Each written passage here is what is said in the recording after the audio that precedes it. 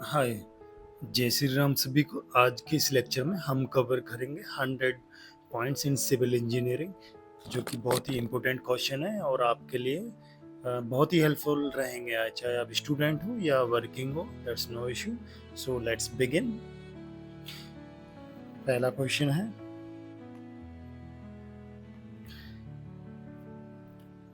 ये है height of the DPC. No, ये जो क्वेश्चन है ये हाइट ऑफ द कंक्रीट है, ठीक है।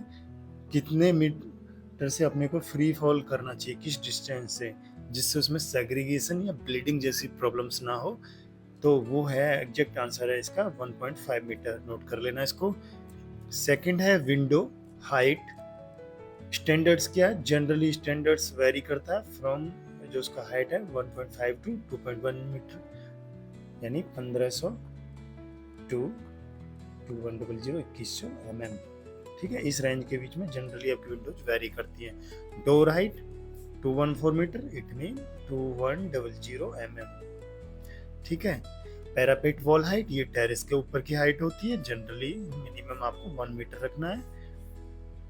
अगला है wall construction, 1 day on site for standards wall. Generally useless question है, आई डोंट लाइक दिस, कभी नहीं पूछा जाएगा आपको, कोई सेंस नहीं बनता ऐसे क्वेश्चन का। नेक्स्ट है brick wall minimum height. Brick wall की मिनिमम हाइट आपकी 2.4 मीटर होती है। जनरली ये कहना चाह रहा है कि आपका कोई फ्लोर है, ये भी एक फ्लोर है, ठीक है। आपका generally floor to floor height कितना होगा? 3 मीटर होता है। अब इसमें क्या है, आपके बीम्स भी होंगे, ठीक है। तो ये जो क्लियर हाइट मिलेगी अप्रोक्सीमेट आपको 2.4 टू 2.5 मीटर मिलती है, ठीक है। वो ये कह रहा है 2.4 मीटर मिनिमम लेना है। अगला है मिनिमम वॉल थिकनेस।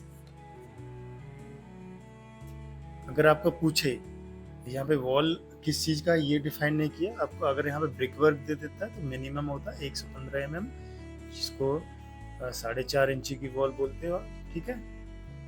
तो अगर मैं यहाँ पे ब्रिक वॉल कर दूं तो the answer will be 115 mm या 4.5 इंच, ओके। इसको आप नोट कर लेना अलग से। लिंटल थिकनेस मिनिमम, आपका लिंटल थिकनेस 150 mm होना चाहिए as per standard. Lintel is provided above the doors दिया जाता है, विंडोज दिया जाता है, किसी भी ओपनिंग के ऊपर आपको लिंटल देना है, ठीक है। नेक्स्ट है स्लोप ऑफ द स्टेयरकेस। सीढ़ियों का जो स्लोप होता है 25 टू 40 डिग्री होता है। ये रेंज इसलिए दी गई है, अगर आप 40 डिग्री के बियॉन्ड चले जाते हैं,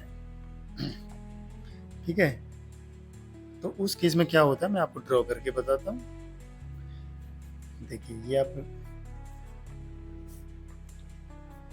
आपका ग्राउंड लेवल, ये आपका सीढ़ियाँ स्टेयर्स जा रहे हैं। मैं थोड़े स्टेप्स बना देता हूँ, ठीक है। ये जो एंगल है,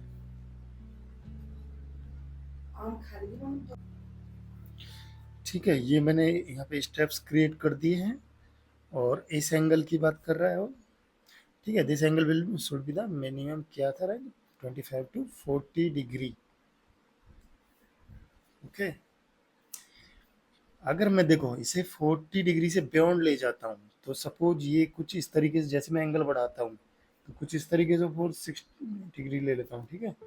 तो क्या होगा, किसी को भी जो भी यहाँ पे इन स्टेप्स पे चढ़ेगा, इन सीढ़ियों को यूज करेगा, उसके लिए बहुत टिपिकल होगा, गिरने की भी चांसेस होंगे। That's why I have to take the slope of staircase in between 25 to 40 degree, okay.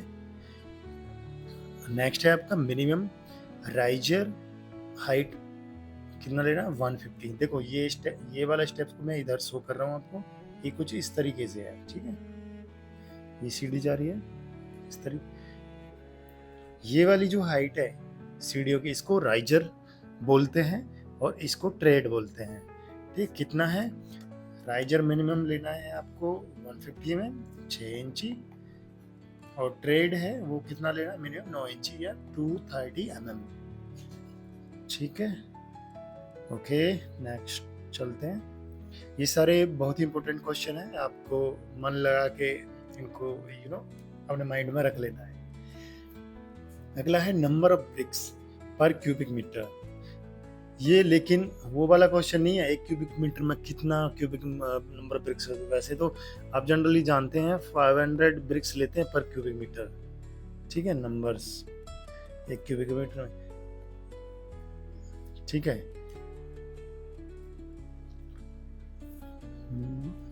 इसको आप एक काम कर लीजिए, मैं इसको थोड़ा सा चेंज कर देता हूँ, ये हाइट नहीं नम पर क्यूबिक मीटर, ये आएगा आपका 500 नंबर्स, ओके।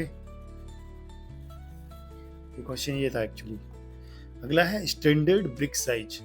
देखो विदाउट मोर्टार की बात करें तो 19 इंटू 9 इंटू 9 सेंटीमीटर, और अगर if I talk about with mortar that the size will be 20 10 10 1 centimetre बढ़ गया ऊपर वाले से, ठीक है, मोर्टार का size. Minimum diameter of the bars in slab, ठीक है, 8 mm लेते हैं। आजकल मार्केट में 6 mm का बार यूज ही नहीं कर रहे हैं, ठीक है, साइड्स पे होता ही नहीं है, पहले लेते थे, लेकिन अब 8 mm से आपको मिनिमम लेना है। Minimum dia of bar in columns में 12 mm से कम नहीं होना चाहिए, ठीक है। और ये अप्रोक्सीमेट बार डायमीटर, स्लैब के केस में आपको कितना बार डायमीटर यूज करना है, या तो मिनिमम 12 mm हो या आपका 1/8 of the slab thickness. Suppose आपकी जो थिकनेस है वो स्लैब की टी है और 1/8 लेना है इस थिकनेस का, ठीक है, जो भी आएगा। तो मिनिमम वैल्यू आपको ये लेना है, ठीक है। इनमें से आप इसको याद रख लेना, यही पूछा जाएगा जनरली, आपको एग्जाम में दे दिया जाता है। वैसे तो मैं आपको क्लियर कर दूं, साइट पे आपको ड्राइंग्स मिलती है। आर्किटेक्चर का जो कंसल्टेंट होता है, स्टील स्ट्रक्चर कंसल्टेंट बोलते हैं, he define all the things, what's the dia of the bar, even slab, columns, whatever your structure. So don't worry about this. So next is maximum diameter of the dowels. ठीक है, डावल क्या बोलते हैं, suppose आपने ये कोई, मैं 1 minute आपको विद एग्जांपल बताना पड़ेगा, इम्पोर्टेंट है फॉर फ्रेशर स्पेशली। बाकी जो सीनियर बोले तो जो experience holder, if watching this video then no issue. देखो ये कोई कॉलम है आपका, ये पीछे से कोई, फॉर एग्जांपल ये कोई आपने स्लैब ले लिया, ठीक है, अभी अपने को ये यहाँ तक मैंने कास्ट करके छोड़ दिया। अब इसमें जो रीइंफोर्समेंट है कुछ मैं इस तरीके से डबल, मेरे को फर्दर या आगे इधर एक्सटेंड करना है, तो ये जो डबल है ये वाला इवन ये बॉटम वाला भी, ठीक है, ये आपको 12 mm से कम नहीं छोड़ना है, should not be less than 12 mm। Okay, मैं फिर से रिपीट कर दिया, इंपॉर्टेंट क्वेश्चन है। सो नेक्स्ट इज कंक्रीट से रिलेटेड कुछ आपके हैं। जनरली यहाँ पे ग्रेड्स मिक्स रेशियो दिया गया है। M40 का क्या रेशियो रहता है, M7.5, M10, ये जनरली पीसीसी की ग्रेड्स हैं, ठीक है। जब आप पीसीसी करेंगे कि अपने फाउंडेशन के नीचे, you have to see the one of them of the PCC grades there. Next है आपका 1.5 यानी M15 ग्रेड है, M20 है, M25 है। ये जो ग्रेड्स हैं आप कहेंगे, हमें अपने को बैचिंग प्लांट से कंक्रीट जो मिलता है उसमें ऑलरेडी डिजाइन मिक्स रेडी रहता है, बैच रिपोर्ट में आता है, लेकिन ये सब चीज़ें तो मेरे को देखने को नहीं मिलती। ये बाई एक्चुअली ये क्या है, बाई वॉल्यूम है,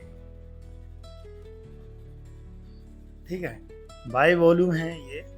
तो जब आपको कोई हैंड मिक्स करना है साइट पे, सपोज कोई कॉलम अधूरा रह गया और क्लाइंट ने परमिशन दे दी, you have to prepare concrete at site, तो आपको इस वॉल्यूम की जरूरत पड़ेगी। फॉर एग्जांपल आपका M25 ग्रेड है तो आपको ये रेशियो यूज करना पड़ेगा। इस रेशियो में ये सीमेंट है, ये आपका फाइन एग्रीगेट और ये आपका कोर्स एग्रीगेट, ठीक है। अगला है कॉम्प्रेसिव स्ट्रेंथ एट 7 days। ये देखो कॉम्प्रेसिव स्ट्रेंथ की बात कर रहा है, जब कंक्रीट आपका कोई भी स्ट्रक्चर में पॉर कर देते हैं तो उसमें कुछ टेस्ट होते हैं कंक्रीट के, जिसमें से एक one of the name is compressive strength test, ठीक है, 7 डेज में होता है, 48 डेज में, 28 डेज में। 28 डेज में 100% उसका स्ट्रेंथ आ जाना चाहिए। अगला है full strength of the cement. वही मैंने बोला 28 डेज में फुल स्ट्रेंथ आ जाती है, कंक्रीट की भी आ जाएगी जब कोई आपका सीमेंट का। सीमेंट ही तो बाइंडिंग एजेंट है, cement is the binding agent in this concrete whole that's hold all the aggregates whichever you are using in your concrete to bind things. So next is lapping provided. अगर आपका diameter 36 mm से ऊपर है तो आपको lap नहीं देना है उस बार में। समझे आप कुछ? ये मेरा सपोज 32 डाया का बार है, ठीक है, और मेरे को लैप की ज़रूरत है। अगर ये दोनों 32 का है कोई एक भी, तो आपको लैप नहीं देना है, ठीक है। 36 से ऊपर, मैंने 32 लिख दिया, 36 से ऊपर आपको कोई, अगर 36 dia if you are using then you don't need the lap, क्योंकि उसमें वो स्टेबिलिटी, वो एक दूसरे से बाइंडिंग प्रॉपर्टीज जो आप एक दूसरे से लिंक करेंगे उतना टेंशन नहीं ले पाएगा, maybe it can be failure, ठीक है। तो 36 से जो नीचे डाया गया easily you can use the lap. Free fall of concrete, dead metre, important question है, कई बार पूछ लिया जाता है। Concrete is the major part of the construction. So next question is, तो कोई मॉडर्न और मैसनरी की बात करेगा, ठीक है। मैं आपको वन शॉट में क्लियर कर देता हूँ। पहले मैं लेता हूँ ब्रिक वर्क। 9 इंच का ब्रिक वर्क है, 4.5 इंच का ब्रिक वर्क है। क्या रेशियो लेना है आपको सीमेंट और डस्ट का? 9 इंच का है तो 1:6 रेशियो लेना है, और 4.5 इंच का है तो 1:4। ये ब्रिक वर्क का है, मैं 4 पॉइंट बताऊंगा, बस वो याद कर लेना सारे। अगर प्लास्टर का केस है, प्लास्टर अगर आप सीलिंग में कर रहे हो, सीलिंग में रेशियो 1:4 रहता है। 1 क्या है? सीमेंट, 4 क्या है? यमुना सैंड, ठीक है। अगर आप इंटीरियर इंटीरियर वॉल्स में कर रहे हो तो रेशियो 1:6, और एक्सटीरियर वॉल्स में कर रहे हो तो आपका 1:6 लेना है मिनिमम, ठीक है। देखो वैसे एक्सटीरियर का केस क्या है, इसमें थिकनेस आपकी 18 mm तक जाती है रेजिडेंशियल हाई राइज कंस्ट्रक्शन में। ये 2 लेयर में होता है, ठीक है, 6 + 12, तो उसमें रेशियो आपको ऑलरेडी गिवन होगा, पर मैंने एज पर एक्सपीरियंस आपको बता दिया है साइट पे क्या यूज करते हैं, ठीक है। तो ये पूरा जो आपका ये वाला सिनेरियो मैंने आपको यहाँ ब्रीफ कर दिया है, बस इतना याद रख लेना। प्रैक्टिकली मेजर आप ये यूज करेंगे साइट पे। नेक्स्ट है सीमेंट बैग। एक सीमेंट बैग का कितना वेट होता है? 50 kg से, तो सबको पता है। Density of the cement important है, कितना होता है डेंसिटी? 1440 kg पर cubic metre. Volume of one bag, ये इम्पोर्टेंट है, अक्सर भूल जाते हैं स्टूडेंट्स जब हम इंटरव्यू लेते हैं, तो उन्हें याद ही नहीं रहता कि एक बैग सीमेंट का वॉल्यूम कितना होता है, 0.0347 क्यूबिक मीटर। नेक्स्ट है number of cement bags in 1 cubic metre. 1 cubic metre में कितने बैग्स आ जाते हैं? लगभग 29 आ जाते हैं। कितना आ जाता है exact? 28.8 bags, 28.8। Minimum slab thickness 125, 5 इंची लेते हैं। Minimum wall thickness for load bearing 239 inch. DPC की थिकनेस मिनिमम आपको 1 इंची लेनी है, पर आई थिंक आपको मिनिमम तो ठीक है, बट 2 इंची से कम नहीं लेनी चाहिए डीपीसी, ठीक है। ये डैम प्रूफिंग कोर्स है, मॉइस्चर को ऊपर आपके स्ट्रक्चर में नहीं बढ़ने देती है। ब्रेकर है एक तरीके का ये, जो आपका ग्राउंड से सीप होकर ऊपर की तरफ स्ट्रक्चर में बढ़ने की कोशिश करता है DPC. Final setting time of the cement 600 minutes होता है, और इनिशियल होता है 30 मिनट, ठीक है। ये जो बोथ केसेज हैं ये ओपीसी सीमेंट के लिए होते हैं, ठीक है। इनिशियल सेटिंग टाइम 30 मिनट और फाइनल सेटिंग टाइम 10 आवर्स या 600 mm इसमें सेट हो जाता है। अगला है डायमेंशनल टॉलरेंस। टॉलरेंस बोलते हैं प्लस माइनस कितना वेरिएशन हो सकता है। कोई क्यूब है आपका, ये क्यूब है, ठीक है, कंक्रीट का, तो इसकी ये लेंथ और ये विड्थ, तो इसमें क्या प्लस माइनस 2 mm। सब ये क्यूब आपका 150 का होता है, अगर मैं प्लस करूं तो कितना हो गया 152। कलर दूसरा ले लेते हैं, कितना हो गया 152। अगर मैं 1 माइनस 2 करूँ तो 148, ठीक है। मिनिमम हो तो 148 हो जाए और मैक्सिमम हो तो 152, यानी 2 mm का टॉलरेंस चलेगा बस। नेक्स्ट है minimum strength of the brick. ये कॉम्प्रेसिव स्ट्रेंथ है ब्रिक का 7.5 न्यूटन पर mm स्क्वायर होना चाहिए। अगला है steel and reinforcement. Unit weight कितना है स्टील का, डेंसिटी ऑफ स्टील कितना है 7850। बहुत इंपॉर्टेंट है, अक्सर आपको साइड पे वेट कैलकुलेशन में it will help. Minimum number of bars in square column में 4 लेते हैं, सर्कुलर में 6 लेते हैं, ठीक है, इतना होना चाहिए। Next question, lapping bar should not be in high stress area. मतलब जैसे कॉलम बीम का कोई जंक्शन है, वहाँ पे हाई स्ट्रेस रहता है, तो आपको अवॉइड करना है कि उस जगह पे आपका कोई भी लैप नहीं आए। आप कहें तो मैं एग्जांपल के साथ समझा देता हूँ। ये मेरा कॉलम, ये मेरा बीम, और ये मेरा स्टील जा रहा है कॉलम का, और ये मेरा स्टील जा रहा है बीम, सॉरी कलर चेंज करते हैं, ये मेरा स्टील आ रहा है बीम का। तो इस जंक्शन में कोई भी लैप नहीं आना चाहिए।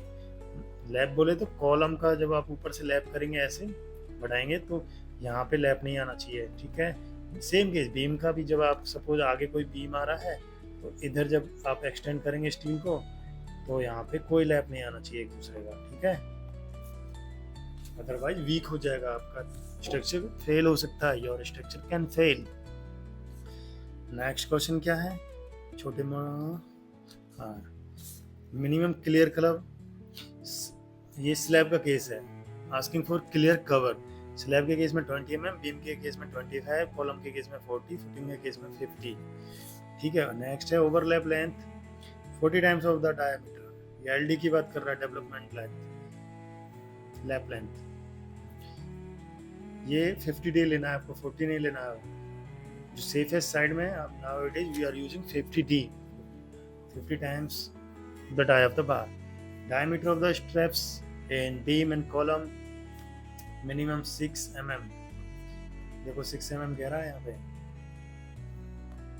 लेकिन आपको कितना लेना है 8 mm, ठीक है। ये कुछ रिवाइज हो गई चीजें, तो मैं आपको अपडेटेड चीजें बता रहा हूँ जो आपको ऑन साइड रखना है to save the structure to with quality of work. So next is unit weight of the RCC। देखो दो बता मैं आपको 2400 एंड 2500।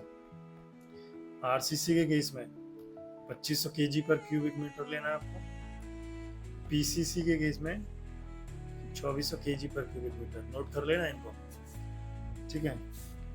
यूनिट वेट, इसको वेट करिए, वेट ऑफ वन ब्रिक लगभग 3.5 to 3.8 kg, ठीक है, एक ब्रिक का वेट।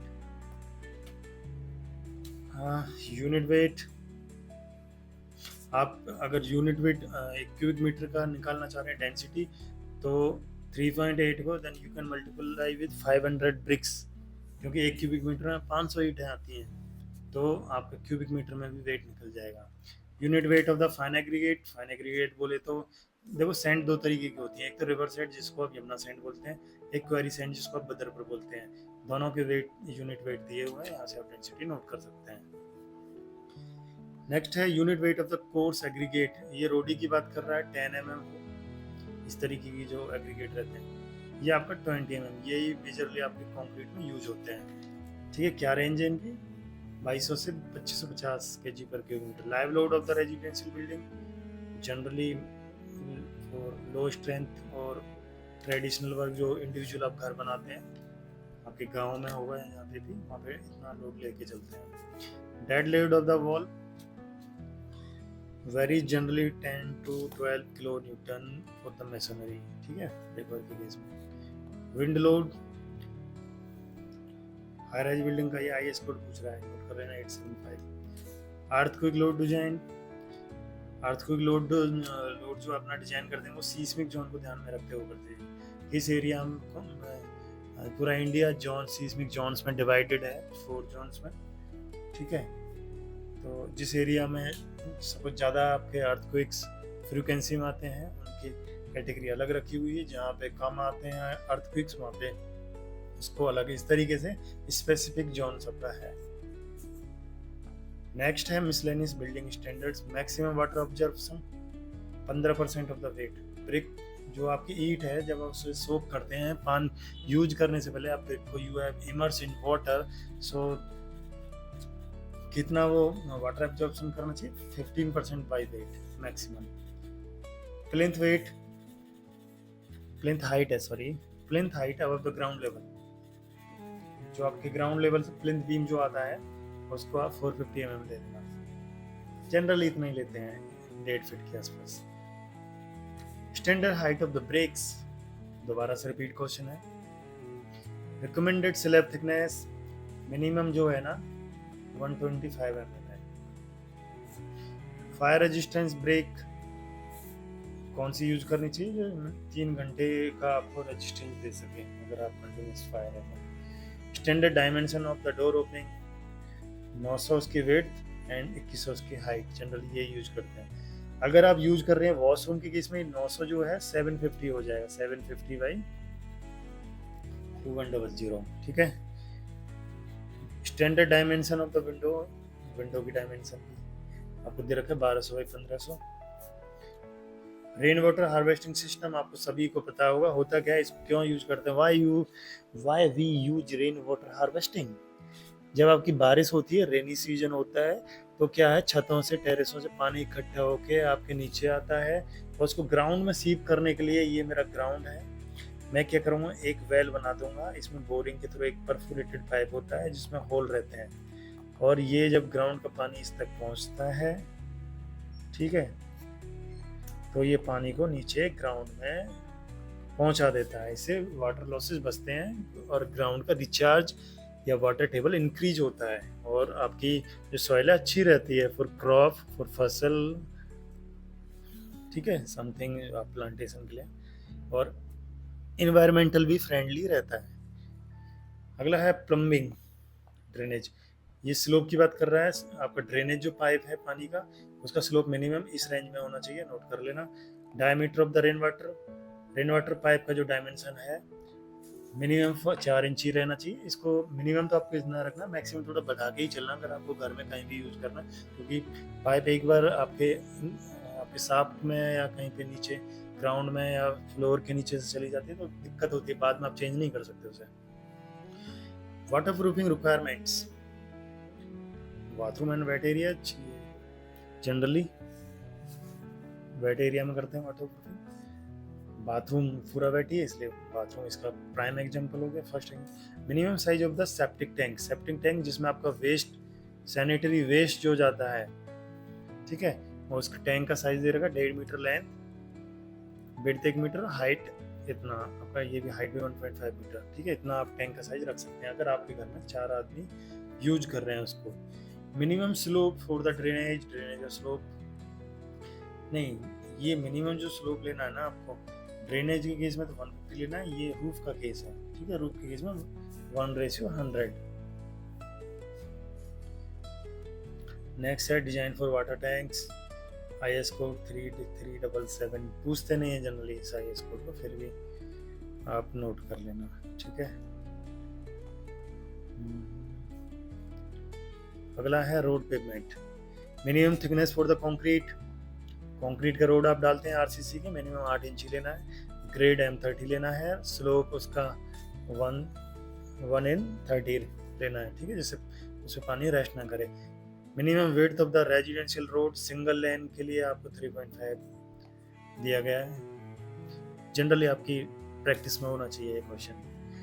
ग्रेडेंट क्या लेते हैं, रैम्प्स में, अगर बिल्डिंग में कोई रैम्प दे रहे हो रैम्प जनरली देता है हॉस्पिटल वगैरह में, जहाँ पे कुछ व्हील चेयर के आजकल तो स्कूल्स की बिल्डिंग में भी रेगुलर कर दिया गया, तो वहाँ पे 1/12, ठीक है, 12 मीटर पे 1 मीटर का आपका स्लैंट होना चाहिए, ठीक है। स्लोप का मतलब ये मेरा सपोज 12 मीटर है, ये तो ये जो स्लोप है ये वाला, ये 1 मीटर स्लोप का मतलब ये होता है।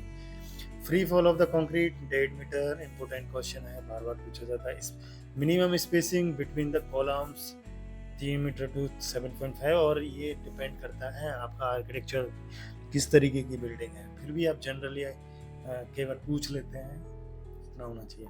शटरिंग रिमूवल टाइम 14 डेज में प्रॉप से उसके वर्टिकल जो सपोर्ट्स होती है वो निकाल दी जाती हैं, और बीम्स की अगर प्रॉप्स निकालनी हो तो 21 डेज मिनिमम लेते हैं।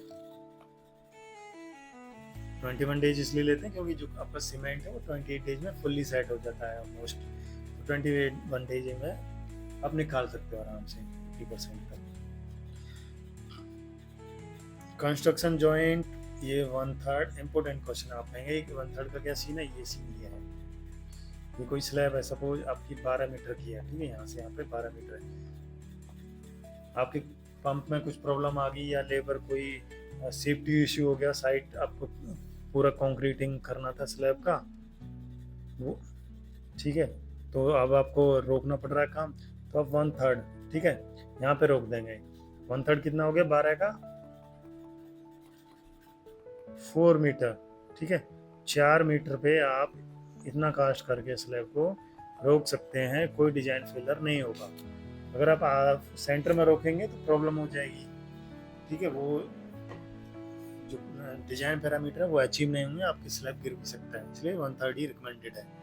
नेक्स्ट है curing time, minimum 7 days minimum पूछा जाता है, आइडियली 28 डेज तक करते रहिए आप, पर मिनिमम तो इतना देना है भैया, मिनिमम पूछा जाता है क्वेश्चन में। मैक्सिमम अलाउबल क्रैक विड्थ इन कंक्रीट 0.3 mm, ये 1 mm का भी 0.3 है, कहीं आप सोच रहे 3 mm नहीं है, वो 0.3 इतना तक ठीक है, हेयर क्रैक्स आ जाते हैं। Minimum overlap of the compressive steel 24 times dia, overlap minimum जो लेना है 24 times of the dia of the bar से कम नहीं होना चाहिए, और 50D तक आपको रिकमेंडेड है। 50D तो बेस्ट है, लेकिन मिनिमम ऐसा ना हो इतने से कम होना ही चाहिए, तो आपका स्ट्रक्चर फेल हो सकता है। बात अब ये कर रहे हैं ग्रीन बिल्डिंग की। देखो ग्रीन बिल्डिंग में आपको बता दूं, ग्रीन बिल्डिंग उसको कहते हैं जो सबके लिए इजीली एसेसिबल हो, मतलब जैसे हॉस्पिटल की बिल्डिंग है, इवन एक हैंडीकैप भी उसमें रैंप की तरह ऊपर हर फ्लोर पे पहुंचाया जा सकता है, ठीक है, दैट्स कॉल्ड ग्रीन बिल्डिंग, जिसमें जो सबके लिए यूजेबल हो और इको फ्रेंडली हो, इन्वायरमेंट फ्रेंडली हो, तो that's called green building. Fly ash in concrete, अगर आप आजकल क्या है सीमेंट को रिप्लेस बोले तो कुछ पार्ट ऑफ सीमेंट आप चेंज कर सकते हैं, रिप्लेस कर सकते हैं, वो किससे करते हैं, फ्लाई एस से, कंक्रीट को इकोनॉमिक बनाने के लिए। जब राफ्ट फाउंडेशन हो रहा है आपका कंक्रीटिंग 500-600 क्यूबिक मीटर, तो बड़े प्रोजेक्ट्स जो होते हैं तो उनमें क्या है बल्क में कंक्रीट आता है, तो कॉस्टली थोड़ा पड़ता है, उसको चीप करने के लिए तो फ्लाई एस ला देते हैं, ठीक है, स्ट्रेंथ उतना ही मिल जाता है, कहीं आप कहेंगे लेकिन स्ट्रेंथ का जो रेट है वो स्लो हो जाता है, क्योंकि रेट ऑफ हाइड्रेशन कम हो जाता है, थोड़ा सीमेंट कम हुआ, तो बस इतना फर्क है। Fly used of recycled aggregate in concrete 20% ले सकते हो बस। रिसाइकिल बोले तो कोई बिल्डिंग डिसमेंटल हुई, ठीक है, उसमें से कंक्रीट निकला, उसको आपने फिर से ग्राइंड कर दिया, तो वहाँ से आप एग्रीगेट को यूज कर रहे हो तो 20% से ज़्यादा ना हो, ध्यान रखना, नहीं तो वो क्या है, वो स्टेबिलिटी, वो रिक्वायरमेंट, वो लाइफ ऑफ द बिल्डिंग नहीं मिलेगी जो आप न्यूली प्रोजेक्ट कर रहे हो। ये आपको ध्यान रखना पड़ेगा कि बिल्डिंग मटेरियल आपका ओके है नहीं है प्रोक्योरमेंट। नेक्स्ट है energy efficient window, use the double glaze unit, ठीक है, डबल ग्लेज यूनिट यूज कर लीजिए, उससे आपका जो कूलिंग इफेक्ट और हीट जो बाहर का हीट है वो भी अंदर नहीं आ पाएगा, तो आपका सेविंग होगा। एसी यूनिट्स हैं या एचवीएसी एचवैक का जो मैकेनिज्म है वो एक मतलब कह सकते हैं उसकी जो रूटीन कॉस्ट है वो कम आएगा। Rain water harvesting system compulsory for green building.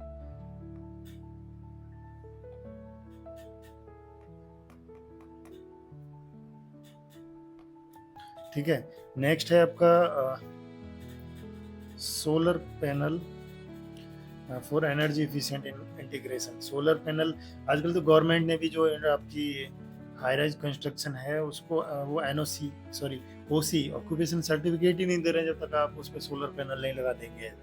ठीक है, तो ये एनर्जी एफिशिएंसी रहता है डायरेक्शन से। सोलर के बारे में सब जानते होंगे। सोलर पैनल रिकमेंडेड कर दिए हैं रूफटॉप पे गवर्नमेंट ने। Eco friendly material use bamboo रिक्लेमेंट। ये कह रहे हैं जो जैसे नेशनल लॉज और आपके क्या कंक्रीट पे आप सारी बिल्डिंगें रेडी कर रहे हो तो उसमें क्या है आपके नेचुरल रिसोर्सेज को आप डेली कंज्यूम कर रहे हो, चाहे वो रिवर से सैंड निकाल रहे हो या सीमेंट जो आप पोर्टलैंड ओपीसी यूज कर रहे हो उसको कैसे एग्जीक्यूट कर रहे हो। ओवरऑल आप चीज़ों को ख़त्म ही कर रहे हो। फॉर एग्जांपल पेट्रोल है यूएई वगैरह से मिल रहा है तो आप कंज्यूम करते जा रहे हो, एक दिन क्या वो नेचुरल रिसोर्सेज ख़त्म हो जाएंगे तो क्या करोगे। इसलिए इको फ्रेंडली जैसे बैम्बू, इस तरीके का वुड, ये सब चीज़ें आप इफ पॉसिबल तो आपको यूज करनी चाहिए। वैसे बैम्बू और आपका वुडन इंटीरियर में आजकल मेजर यूज हो रहा है एलीट टाइप के प्रोजेक्ट्स पे। ओके, इसमें थैंक यू, मैंने मोस्टली इम्पोर्टेंट क्वेश्चन कवर किए हैं। ठीक है, आई होप आपको अच्छा लगा होगा। Thank you.